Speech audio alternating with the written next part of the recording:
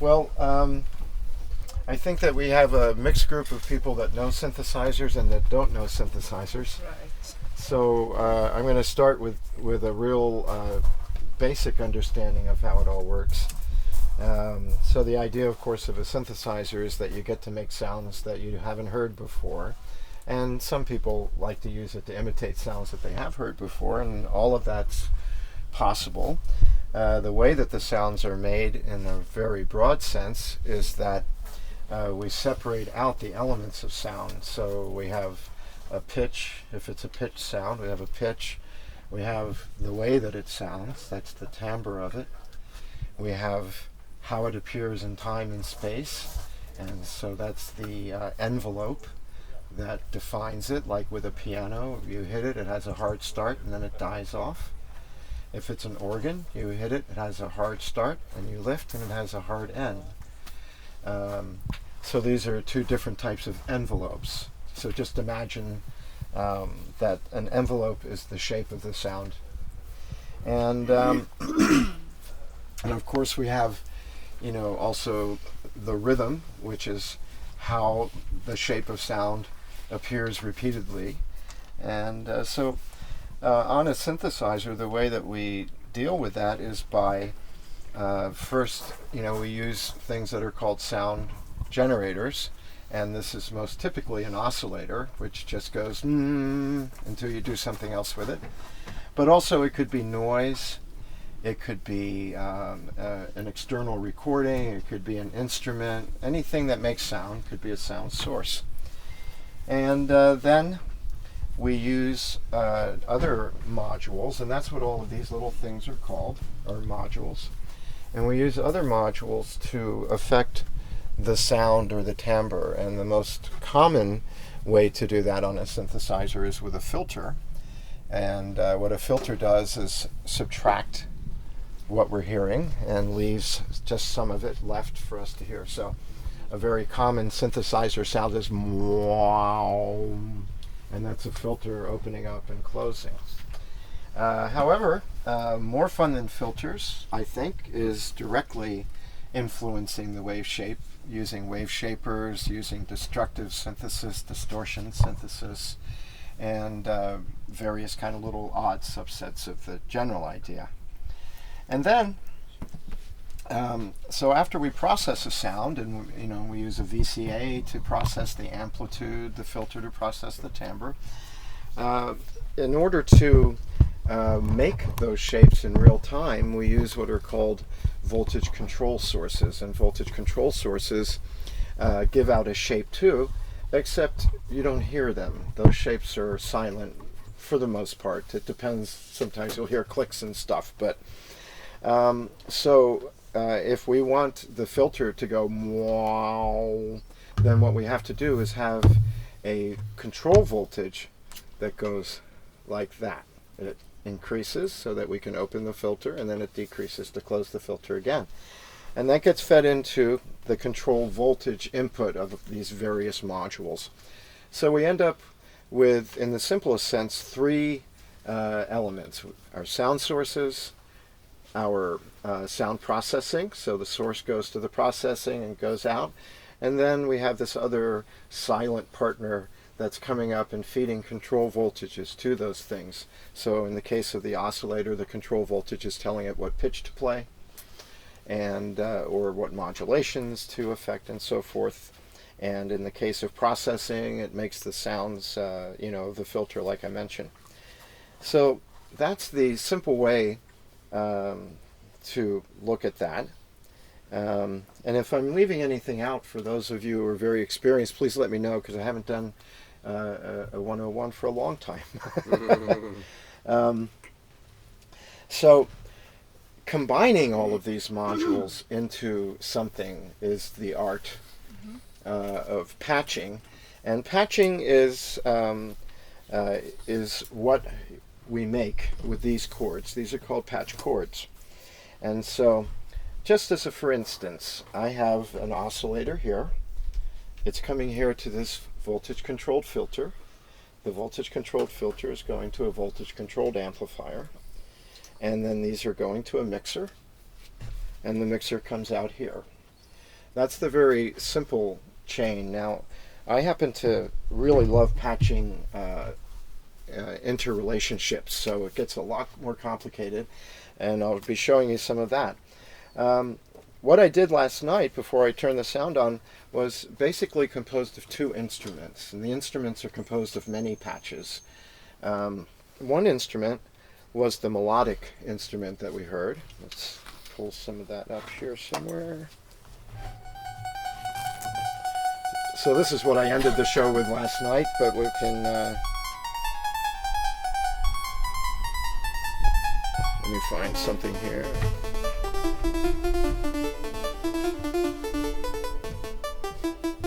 Okay, so what we hear here is one oscillator being affected by what's called a sequencer to change its pitch.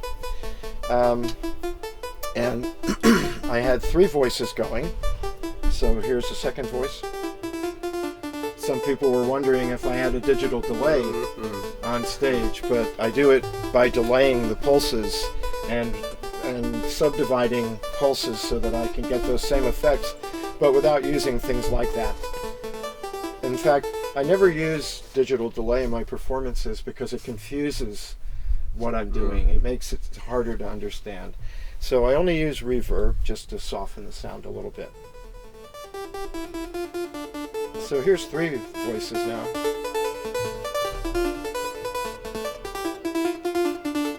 So let me dissect the sound a little bit for you. So if you look here, if you guys want to come up close, you can see for some reason, so you can see that the sequencer is running much faster than the sound that we're hearing. And that's a technique that I use all the time. If I run this sequencer at the same speed as the clock, as what we're listening to, let me just slow it down a little bit and try to sync that up.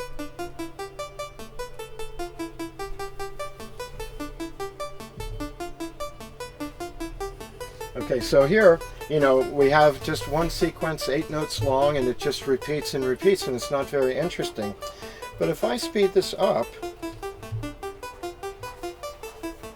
now all of a sudden, I have this going at one speed, and these clocks going at another, so every time this clock goes and makes the sound that we hear, it's picking a different note out of here by using what's known as a sample and hold. And that's getting a little technical, but it's the fundamentals of how it's done. So what I do in the case of this instrument is that I build a network, and the network is 3 voices, and each one of those voices has an envelope generator associated with it, and that envelope generator defines how it appears in time, the envelope.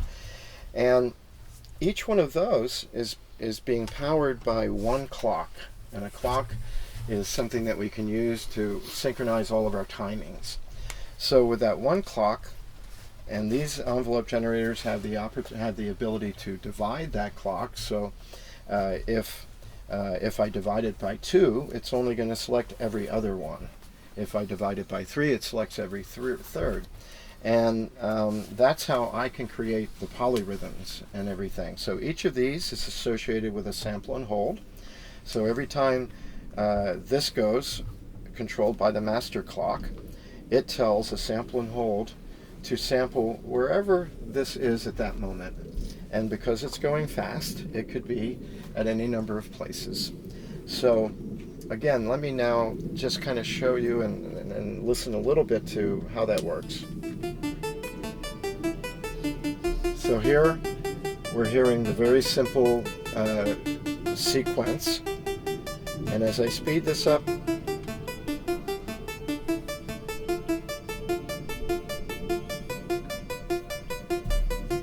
so now it's going to play through like kind of a Bach sort of an invention sort of a thing as it explores the mathematical relationships between these two clocks.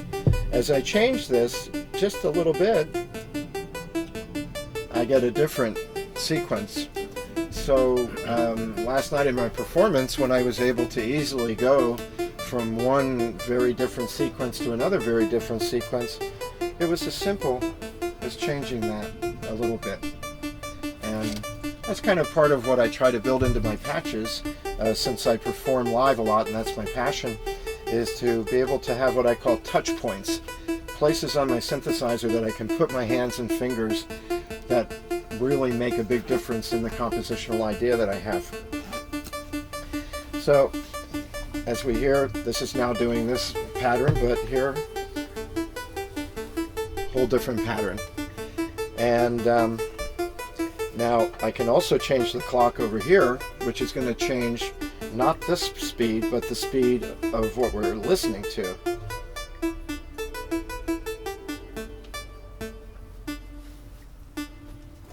And so last night when I started, I had it going really fast.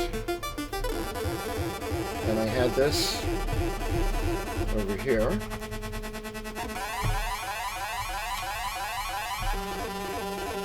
Oop. And so as I started the show, I wanted to have kind of like a chaotic moment that clarified itself. So as I took this down,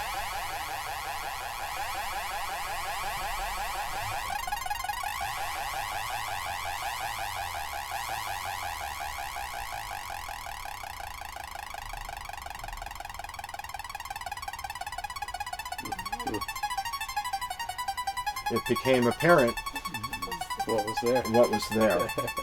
And so when I did that, then of course I started to bring other voices in.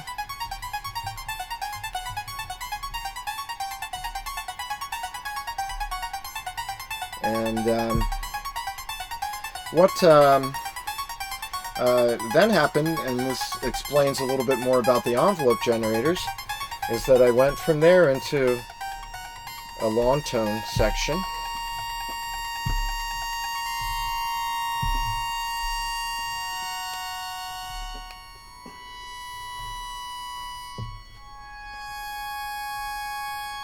So we're able to get these beautiful chords.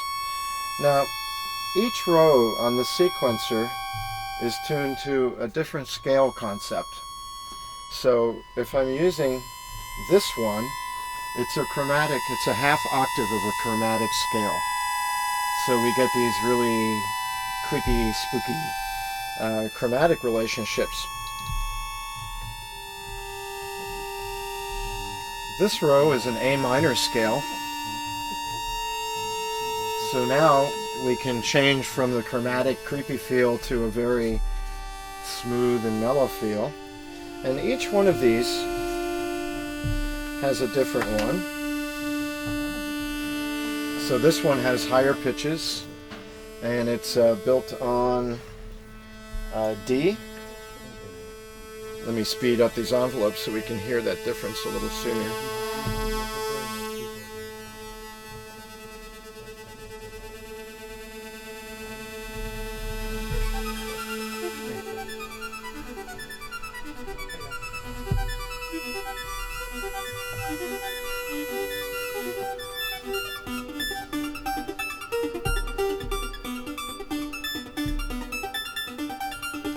And then we have yet a different scale. So this is a bit more of a... Moonlight's a lot of... Yes. And then, in order to achieve the lower pitches that I used also, I have an output which mathematically subtracts this row from that row, which is something new I didn't have before. But now I can go down into the low register without retuning anything, which I was very happy to find out. Mm-hmm. And so this is where all the harmonic material is coming from. The other instrument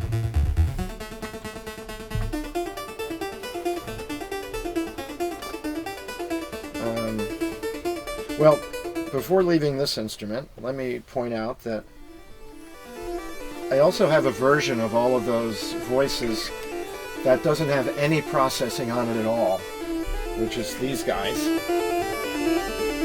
So if we hear just one of them, it's like that. And I like this to fill in behind my envelopes. It creates almost a reverb, different kind of a reverb. It softens the sound, and sometimes you can go to this and just leave it as raw chords, and it gets a very nice effect. Of course, we can combine these things, so we can have both of them. And then also, I have some other versions, like this is a ring modulated version of the first two voices. And all of these sounds are coming out through two other modules. One is a resonant equalizer, which is a very cool device that allows you to change kind of the gross harmonic profile. And then over here I have a wave shaper.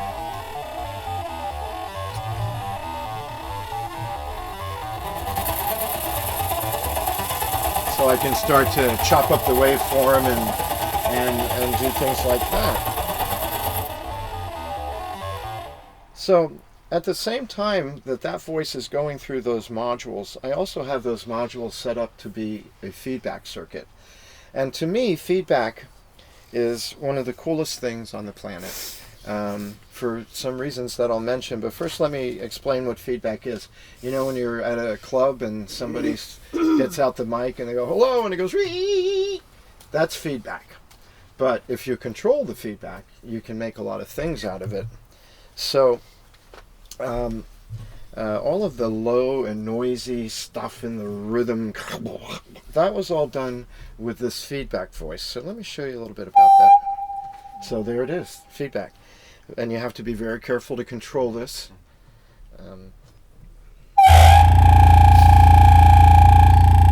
So now I've got this low feedback voice, and I can come up, and I was doing this last night, and call up other frequencies.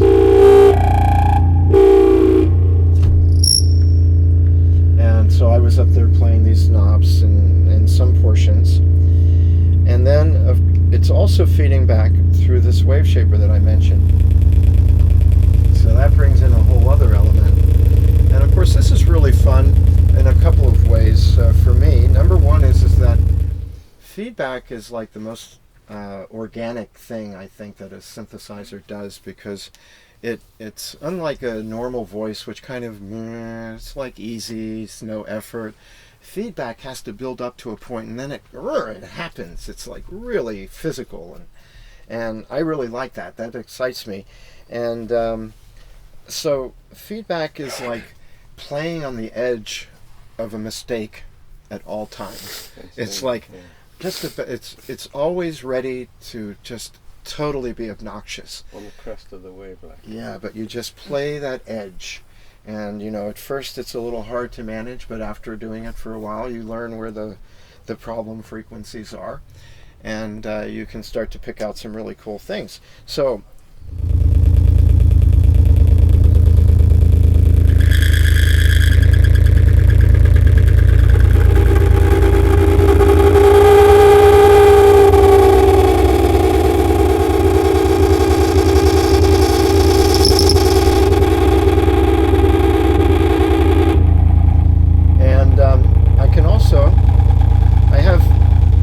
voltage controls coming in here too, so I can, if I'm not using this other voice, I can use its master clock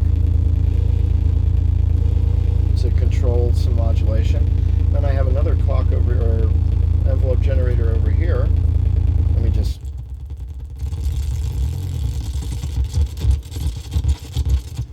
so we can tune these clocks together and just get various relationships. Or we can have it turned all the way on and be getting tonal modulation of it. So at that point, again, we've got all of these colorations that we can apply to it.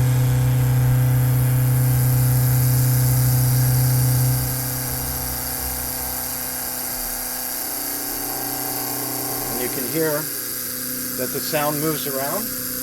A fun thing is that I like to take, there's two bands of frequencies here, the high and low, and I like to take one to the left side and one to the right side, so that when I move these, I'm locating the sound based on the frequency, not just on its, not just locating it. And again, I like that because it's very kind of difficult to manage, but gets really different results.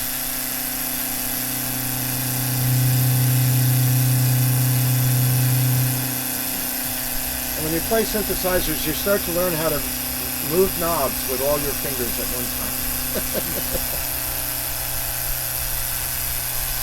Now we bring back in the output of this.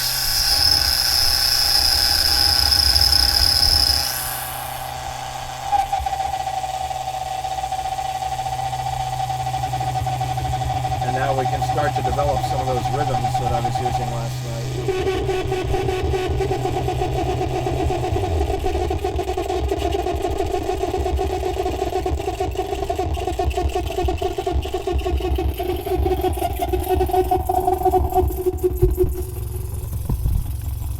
And then when I turn all this down, it calms down, and so it's a very expressive but dangerous instrument.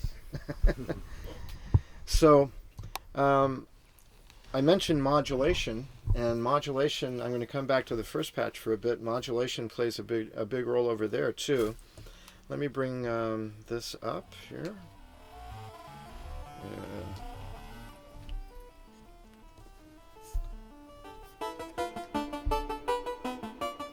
I'm just going to play one voice for the moment, and we're going to give it a nice long envelope. So I have another, what's called an LFO, low frequency oscillator over here, and so I can start to, put vibrato on it, for instance, and that's kind of a science fiction-y sound, seems appropriate to the instrument, and we can do that with all of the voices.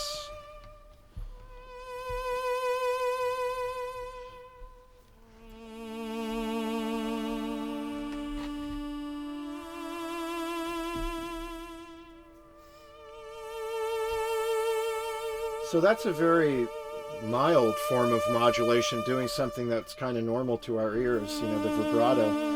But if we take and we increase the amount of modulation, then we can be sweeping the whole range of oscillators. Or if we speed up the modulation, we can make kind of like bell tones.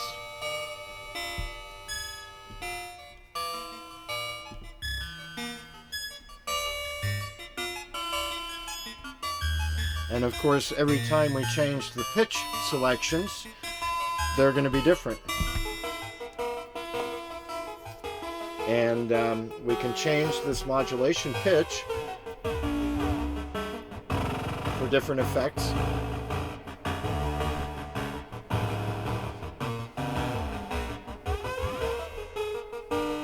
And we can adjust, the amount of that we want to apply.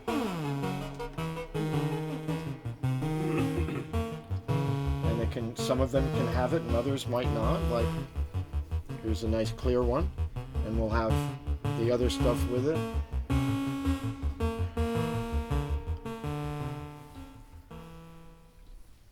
So that is, that's what I was using last night. There's a lot of little ins and outs here that are difficult to explain in this kind of context, but that's really what I was doing in a nutshell.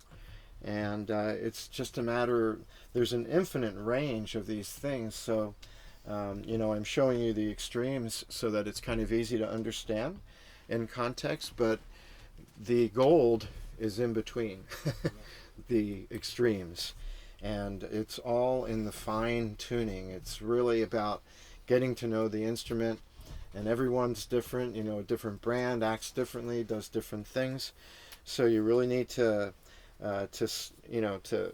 become very acquainted with your instruments so that you really know what you're going to get out of it. One of the things that I try to do, and when I teach my students, I try to instill in them is to have real control over your instruments so that you're not on stage and overreaching for things and then having to dial it back into what you want, because it really distracts from the composition. And so getting a really fine idea of the range and knowing how to control it is really essential to performing well, I think.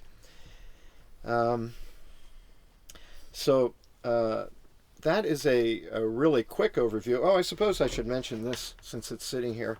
This is controlling the sequencer. And here, let me just... So here you can look at these lights at the bottom. If I press 1 here, the light goes to 1 there, 2, 3, 4, 5, 6, 7, 8. So this is a way... I don't play it like a keyboard. I don't use that concept in my music because all of my melodies are generated in the way that I showed you. But I use it to... let's see. I use it to control like the range over which it might happen. So if I come here and I only want to hear the 2 pitches at the top, which is how I started the piece last night, then I can press number 7 and it's only going to go between number 7 and number 8. So it's very useful to reset. And then also there's a pressure component of it, which I didn't use last night, although I had it patched. I just didn't... I wasn't able to really hear the effect that I patched in the middle of what I was doing, so that's called not effective. And what I usually do before I do a performance is I go through my patch and I find anything that's not effective and I take it out, because we don't need more stuff, we need less stuff. Less is more. I was lucky to study with a really famous electronic musician, Morton Sabatnik, and he taught me some really big lessons that I pass on to my students, but one of them is not to be a shopping list composer. And what he means by that is that even though you may know 100 techniques that you could employ in a composition, you don't want to use them all at one time, because that just means that there's no way for anybody to follow your train of thought. It's too varied. So the lesson of that is that less is more, and that you should let your limitations be a structural guide to your composition and your performance, and not try to overcome it.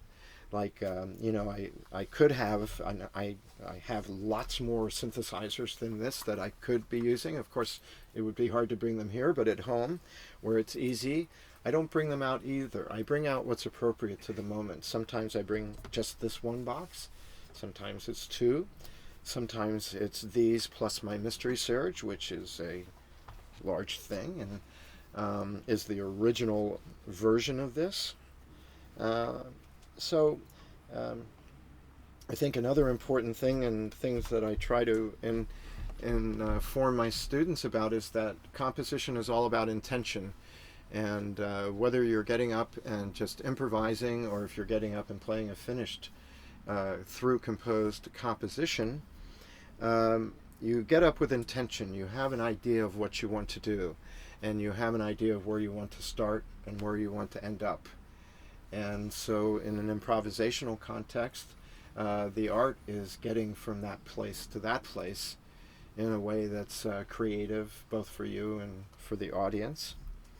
And so again, it's always about intention. Intention is what communicates to an audience your idea.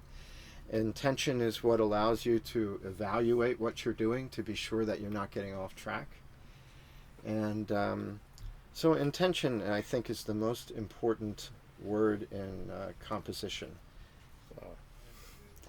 So I know that was quick, and I know that it was complicated if you don't know anything about it, and maybe simple for those who do. But what could I explain? How can I help for people to understand this? Any questions? No? Yesterday, was it improvisation, or was it composed, or was it a mixture? It's a mixture. I had the structure worked out. The structure was that I have 4 different scales here, and I would separate the tonal parts by the noise parts, the feedback parts, because another important thing for me as a composer is contrast. You know, the way that you know when you go to a different section of the song is that it doesn't sound like the section you just came from. And so that's contrast, and contrast for me is really key. And so over the period of an hour, I played 6 pieces, kind of, but I didn't play them separately. I played them as an evolving thing, and so that was the improvisational part of it, was how I would move between them over that time. And I don't do it in an entirely strict way. If I feel like at a moment while I'm on stage that, this is sounding great, I'm going to stay there a little longer than I expected, that's okay. If I find that I found a combination that I wasn't necessarily anticipating, but I like it, I'm free to stay with it and develop that. And I'm free to change anything I want on the fly. It's my composition, it's my performance. So it's really a combination of the two. I had a reviewer in San Francisco who kind of educated me about myself, because he understood what I was doing maybe better than I did. And he called it a living composition, because I do all of this live, and that's my particular passion. As I do make records, but I don't get excited about them like I do about going and performing, because performing is a real relationship, and making records is kind of a lonely thing, you know. Mm-hmm. But you have to do it, because that's how you promote yourself and get some information out. So that's how it works for me. I know, of course, a lot of other people are very different, and they'll have, we have quite a few of the performers from last night here, and they could probably say how it was that they approached their pieces, and I'm sure that there'll be as many different approaches as there are people. And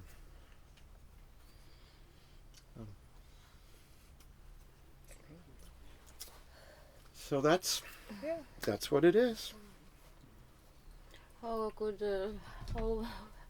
you technically explain the arising of some human voices or words, not by necessarily human, but speech or speech-like phenomena? I used to do a lot of speech-like stuff. I haven't been doing it as much lately, but back in the 80s and stuff, I was enjoying that a lot. On a synthesizer like this, the way that you make speech sounds is by creating formants. And that's the those are formants. And so the simplest way with a simple synthesizer like this is that you can take 2 filters and oppose each other. So typically I would use a low pass against a band pass when I would do it, and they would the voltage that was controlling them would be the same, except one was put into the negative and one was put into the positive, so they were always going wow, wow, and opening and closing like a mouth.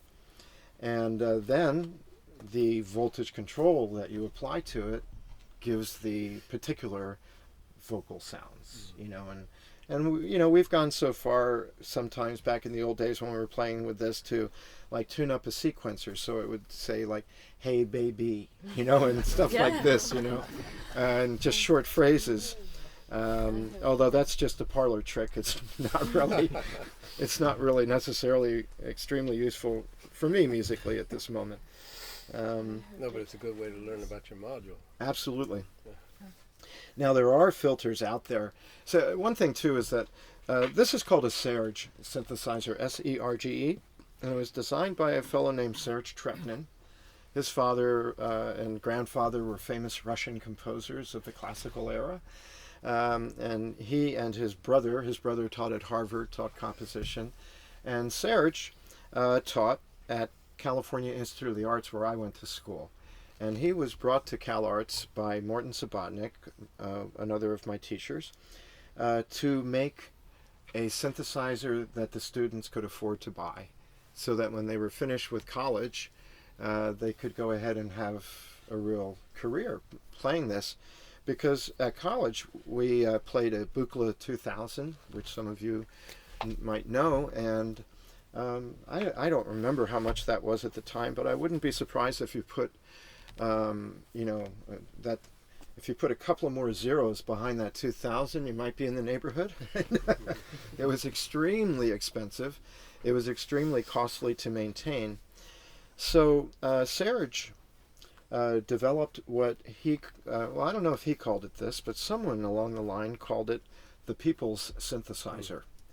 And it was also called the Volkswagen of synthesizers because a lot of things were done differently. First of all, in a normal synthesizer, the pathways for the audio signals, the things that we hear, and the pathways for the control signals, the partner we don't hear, were separated.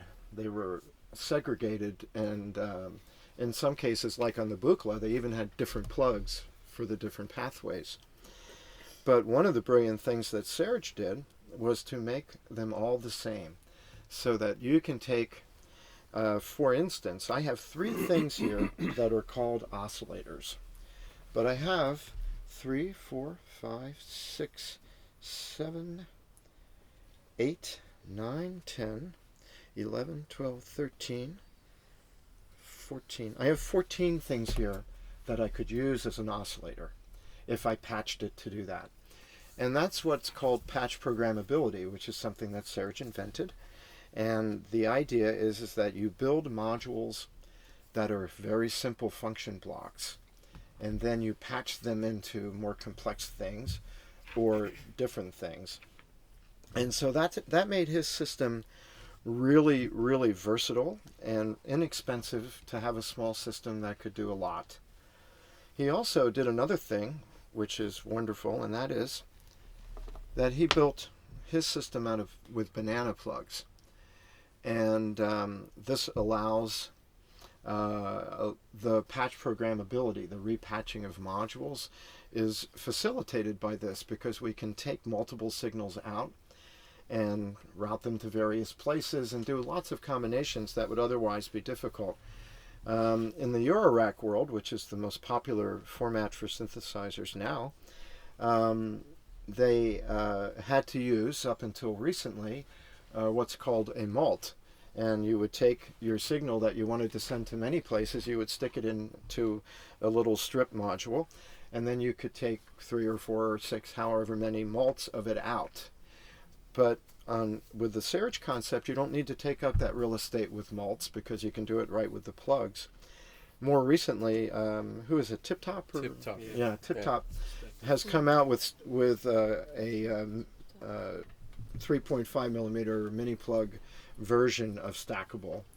And it only stacks up at the top, unfortunately. I like stacking this way too because, for instance, a lot of times if depending on my circumstances, I might take and want to have a little less confusion in front of me right there. So I could always take and put it like that. And now my